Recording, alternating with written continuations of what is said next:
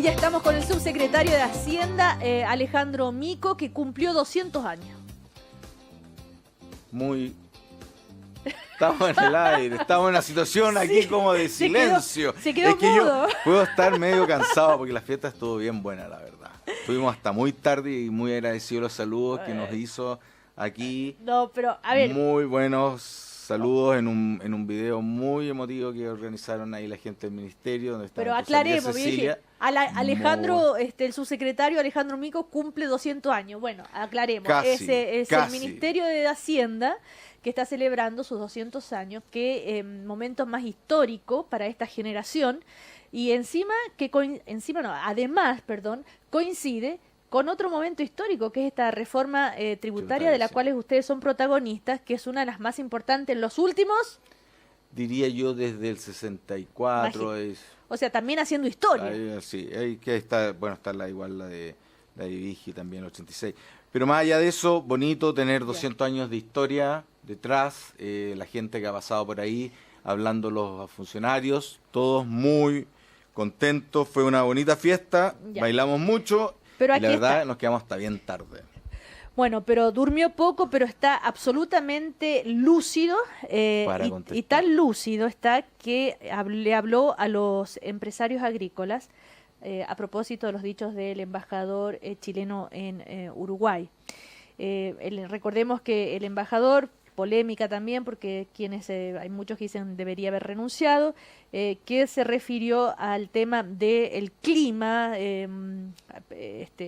que había en Chile por los atentados terroristas, le convenía a la derecha empresarial. ¿Qué le respondió? ¿Qué dijo usted, su Dos cosas aquí. Yo lo primero que es importante, yo nunca he escuchado, desde que asumí a la presidenta Bachelet, ni a los empresarios ni a la derecha de que el terrorismo les favorezca, ni han impulsado el terrorismo. Yo creo que es un punto importante. Lo que sí he escuchado de repente cuestionamientos que yo no comparto en absoluto, cuestionamientos a lo que se está haciendo, pero que son legítimos. Yo creo que aquí es un tema que tenemos nunca olvidar, que los cuestionamientos, aunque sean muy duros contra uno, son legítimos si están hechos de buena fe, si no atacan a la persona. Y eso creo que sí ha habido.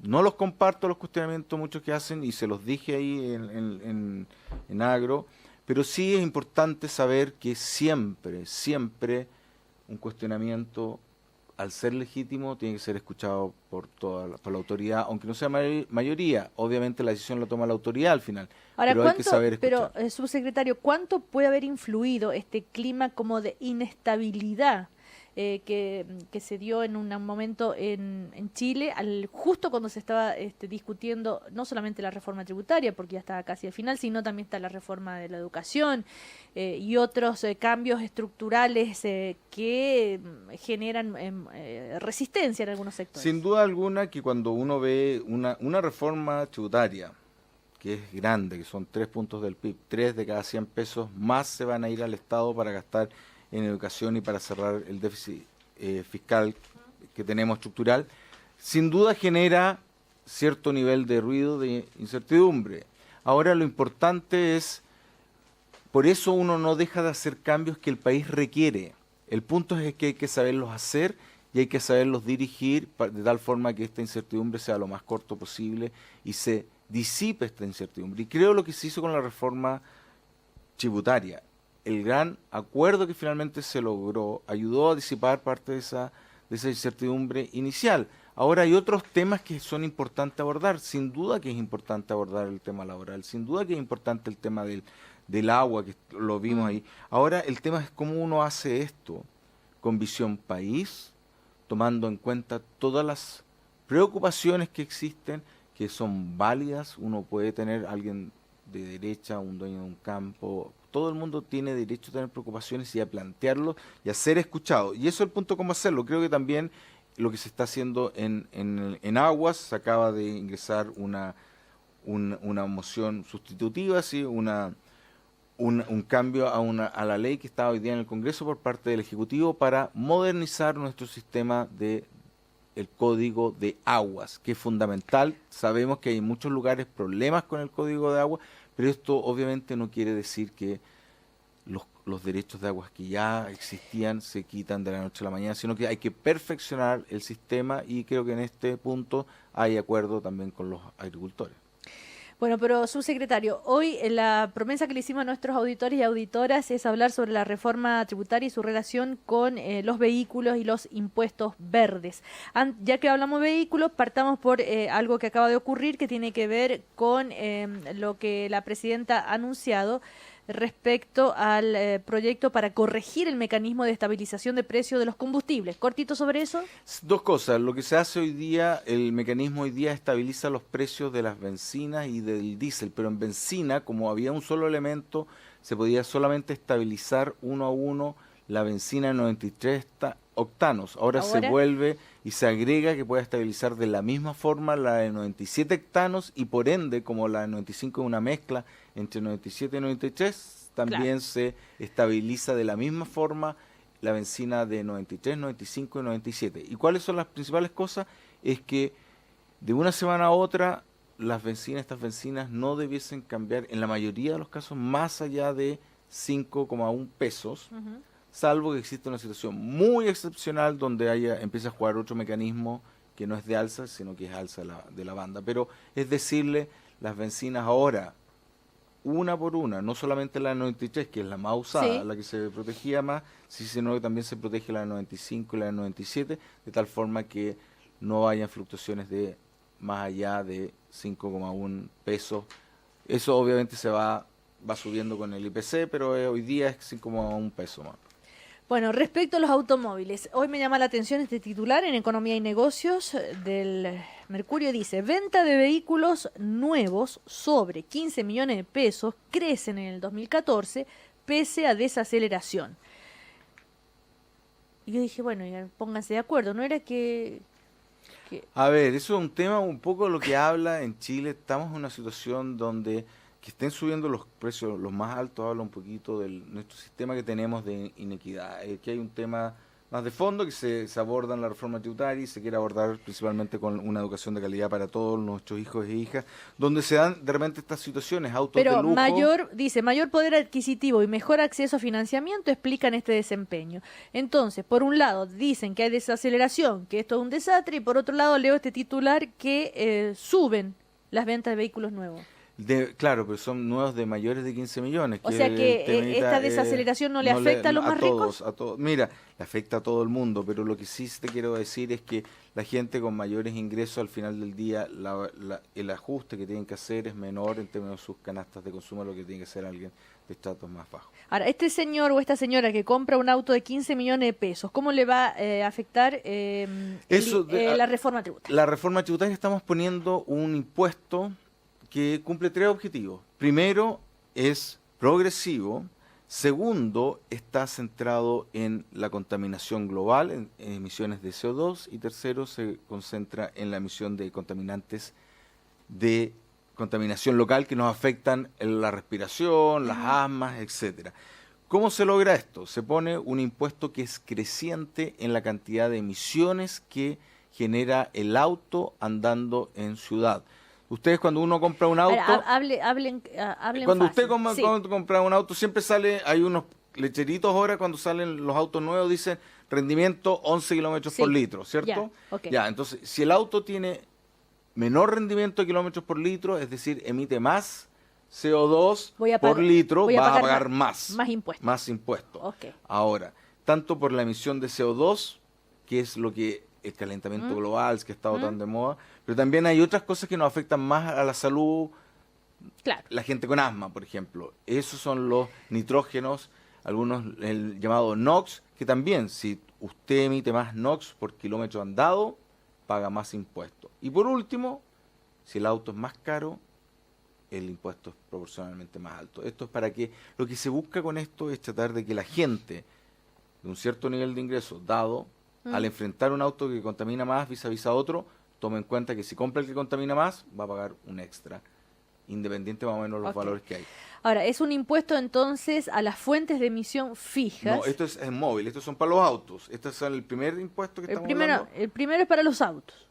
Claro, pero después mucha gente nos decía, oye, ¿por qué le dan tanto a los autos, a los consumidores?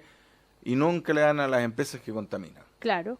Y esto, efectivamente, la ley pone ahora lo mismo para la emisión de fuentes fijas, entiéndase chimeneas que echan gran cantidad de humo. Aquí estamos hablando de los grandes emisores de fuentes fijas, que nosotros tenemos calculado que van a ser del orden de 100 a 150 que vamos a estar monitoreando y que le vamos a estar cobrando por la cantidad de CO2 que le tiran al aire. $5 por tonelada de CO2 emitida. Y esto recauda en régimen 180 millones de dólares más. Bueno, ya, 180 millones de dólares. De dólares, más fácil que lo otro. No sé por qué uno 92.413 millones de pesos. De pesos, ya. Exactamente. Bueno, en todo caso, eso es en cuanto a las fuentes fijas. Pero vamos a los automóviles, que era el impuesto a los automóviles particulares, como decíamos. Entonces, es un impuesto correctivo. Correctivo, sin duda. ¿Cierto? Y que trata de hacer que la gente, al momento de tomar su decisión, lo piense. Y aquí, por ejemplo, tenemos algunos ejemplos que pueden ser útiles. Por ejemplo, si usted está comprando un auto entre 5 y 5,5 millones de pesos. Sí, a ver. Usted puede tener... ¿Hay autos de 5 millones de pesos? Sí, por supuesto. ¿Nuevos? Sí, el Jack. No, estoy haciendo propaganda, No me voy a castigar. No, pero deme un dato. El Jack, los City Car. Los City Car son más baratos, ya me voy a comprar un City Car. Son más chiquititos. Ya. Pero ojo, que no todos por ser chiquititos no contaminan. Por ejemplo, usted en el rango de auto entre 5 y 5,5 millones, usted va a pagar un impuesto que va a ir desde 91 pesos si es que compra un auto que contamina poco, hasta 240 si es que compra el auto que contamina mucho. Es decir, hay una buena diferencia. O sea, yo tengo que llegar y decir, señor, ¿usted cuánto cuesta el auto? 5 millones. ¿Y cuánto contamina? Y el vendedor va a saber decirme eso. Sí, pero usted no, lo único que tiene que saber, fíjese, hay una cosa que lo dice mucho. Fíjese cuántos kilómetros por litro le da en ciudad. Y si es diésel o si es bencinero. Los diésel contaminan más en contaminación local, que es la que me hace el asma, me hace estornudar, le hace mal a los niños cuando van al colegio. Provocan cáncer al pulmón. Entonces, lo que les quiero decir es que son diferencias. Y ahora, si usted se compra un ricachón, entre un auto entre 24 y 25 millones de pesos, un don auto, ahí, si usted compra uno que contamina poco, paga 320 de impuestos, y si compra uno que contamina muchísimo, hay un Ferrari por ahí, paga como 3 millones. 2 millones 6. Subsecretario, ¿estamos hablando de autos nuevos o también? Nuevos, solamente nuevos. O sea, auto usado no. No, esto va a ser un impuesto que uno va a pagar como la primera patente, una primera patente. ¿Y los usados se salvaron? Mantienen como están. Es complicado. Pasamos piola, ya. Pasamos piola, es complicado. Yo sé que esto debería haberse aplicado a todos, pero la verdad que ¿Por qué no? Es complejo, la economía política, estas cosas son muy complejas y de repente por pedir lo mejor no se logra nada. Entonces, esto es un primer paso. De aquí en adelante estamos teniendo que el tema se están poniendo los incentivos para que la gente tienda a elegir los autos que contaminan menos. Bueno, menos mal, voy a alcanzar a vender mi auto que... Si usted tiene un auto diésel, le sale bien el negocio hoy día. No es diésel. Pero si es diésel, le voy a pegar un coscorrón. No es diésel, pero gasta mucha benzina y es chiquitito. Pero gasta. Es un escarabajo. Eso gastan como diablo. Sí, o sea que contamina. Contaminan, pues eso es lo que hay que... A ver, aquí eso es lo importante y por eso está la diferencia. Por eso se hace, esto es para que alguien de pero es usado, así que no me va a tocar. Pero si lo compráramos nuevo... Ahí sí. Ahí le pega el... Ahora, lo que siempre pregunto yo, esto de los impuestos, ¿cuánto se recauda? ¿Cuánto se recauda? Sí. Por estos autitos, lo que se busca al final del día es recaudar, estamos hablando del orden de... 140 millones de dólares. ¿Eso es al año? Al año. Ya. Al año, sí, pues al año. Entonces, uno diría como en 4 años, uno recauda lo que es necesario para construir un hospital de alta complejidad como el Barros Luco, o los hospitales regionales en Concepción, Temuco, etcétera. Entonces es un impuesto importante que recauda su resto de dinero, así que... ¿Cuándo empieza a regir esto de los impuestos para poder tener digamos, la noción de cuánto puede afectar a la venta de vehículos o a la compra de vehículos. ¿Esto va a poner, ha puesto el grito en el cielo la gente que vende vehículos? No, pero que al final del día igual es un impuesto, pero el impuesto al final del día en promedio es del orden de un 3%, tampoco es tan alto el valor. Esto entra en vigencia, debiese entrar a finales de diciembre de este año, porque se requiere una cosa técnica, un reglamento.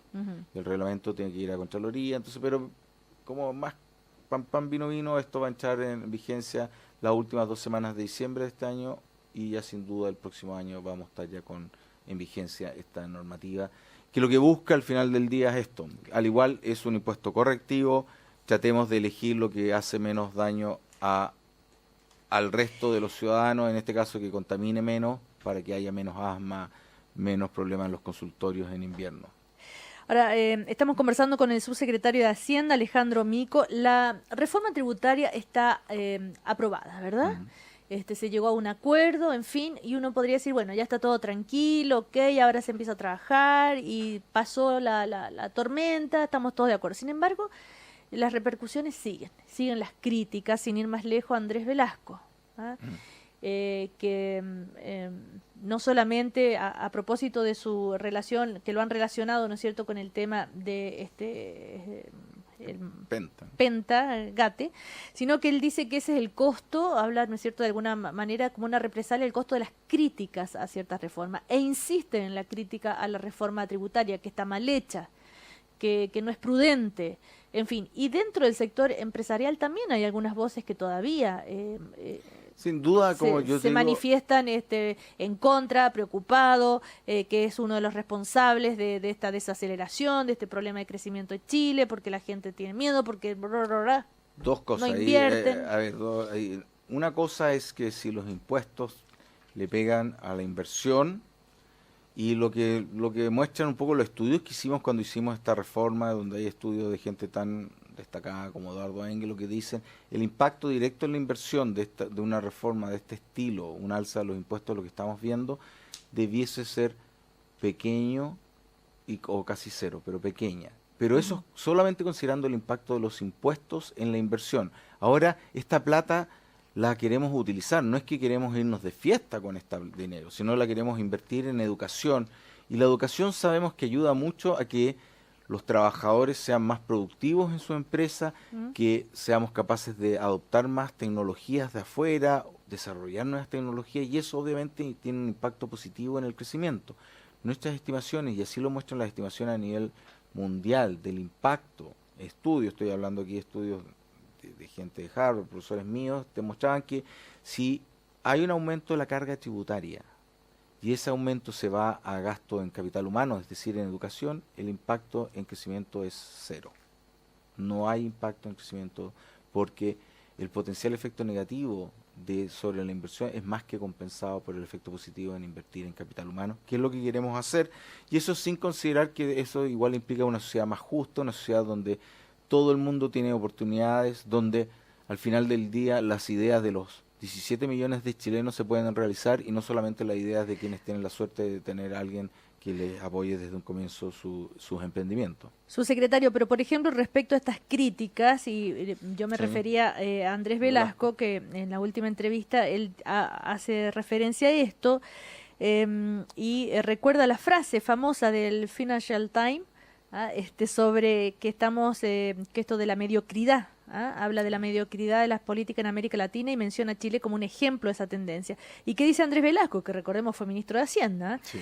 Hoy estamos ante una economía parada, una inversión que ha caído abruptamente, y él dice entonces que todo esto demuestra que sus críticas a la reforma no estaban tan erradas. A ver, dos cosas. Yo creo que una cosa es, son legítimas sus puntos, pero yo no los comparto en nada. Hoy día tuvimos una presentación, si uno ve en la evolución del crecimiento de Perú, que no vamos a decir que nuestra reforma tributaria está afectando al Perú, al contrario, mucha gente decía que todo el mundo se iba a ir hacia Perú. Si uno ve el crecimiento de los últimos meses, ha tenido el mismo frenazo de la inversión minera y del crecimiento.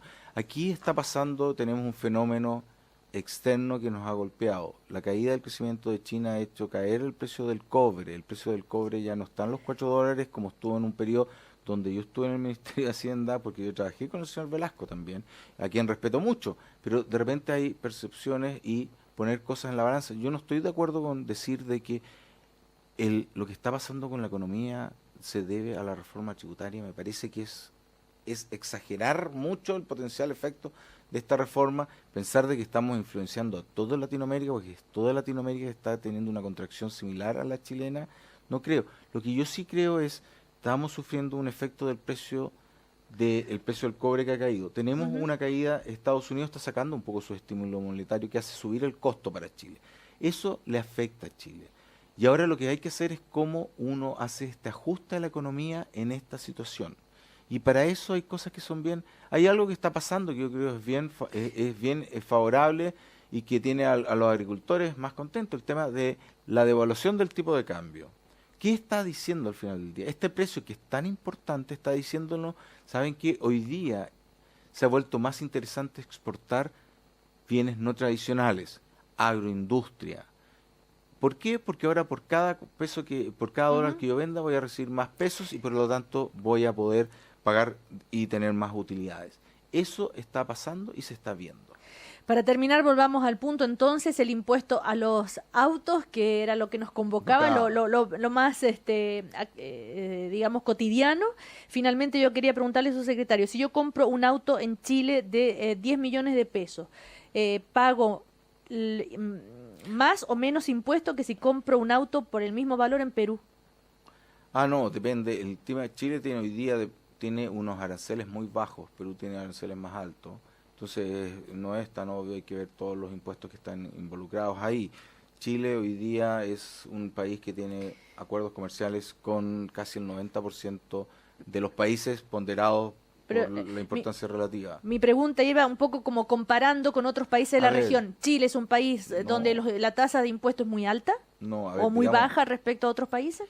En Chile, mirado con la carga tributaria chilena hoy día post reforma, va a quedar más alta que la de Perú, pero la de Perú es extremadamente baja. Vamos a ser más bajos que la de los países que hoy día son exitosos, entiéndase Europa, entiéndase Estados Unidos, Corea, cuando tenían nuestro nivel de desarrollo. Hoy día Perú tiene una carga tributaria más baja que la chilena, que hoy día es del orden de un 19%, es decir, 19 pesos de cada 100 que producimos se va a impuesto. En el caso del Perú debe estar, no sé exactamente la cifra, pero si mal no recuerdo, del orden de 13% más o menos.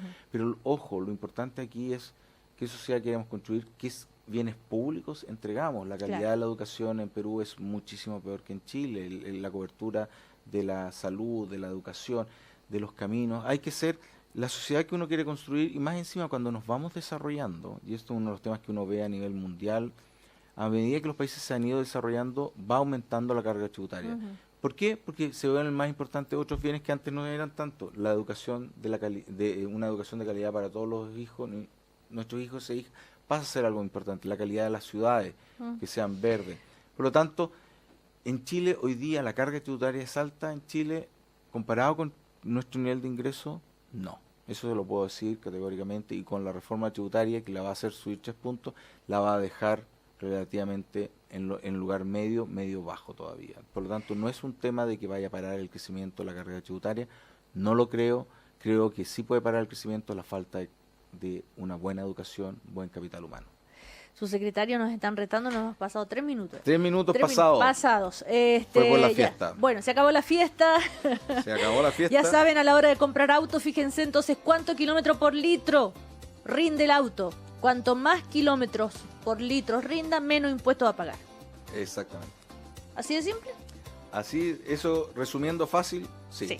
Y lo otro, diésel o no diésel también. Pero ya mucha complicación. Pan, vino. Pan, vino. Sobre todo, sí, anoche se quedaron sobre todo con el vino. Que le vaya muy bien, su secretario, que esté muy bien. Muchas gracias por la invitación. Chau. Nos vemos. Nos encontramos mañana a las 9. Chau.